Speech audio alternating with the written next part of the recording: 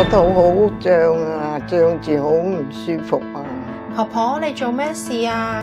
我肚脹住啊，好唔舒服啊，有幾日冇大便去啦。哦，係啊，你俾我檢查一下。老人家咧有便秘係經常性有發生嘅問題嚟嘅，可能因為咧個腸道開始老化啦，佢蠕動開始慢啦，所以咧容易有排便不暢順嘅問題。咁如果遇到老人家有排便唔暢順嘅問題咧，我哋做專業護工可以先試下幫佢做一啲簡單嘅按摩嘅。首先咧，我哋可以咧喺個肚嘅唔同地方啦，幫佢慢慢撳落去，睇下咧有冇啲有軟硬不一嘅地方喎。咁如果有啲軟硬不一嘅地方咧，我哋試下咧慢慢咧推鬆佢，因為嗰啲可能咧就係阻塞住佢啲腸嘅宿便啦。一般人嘅腸嘅方向咧，我哋都係順時針，但係有時候見到咧老人家咧可能都有啲脂肪喺個肚嗰度啦，我哋唔可以完全咁樣搓㗎喎，咁所以就要將咧嗰個方法咧慢慢咁樣分開3部分，先將咧老人家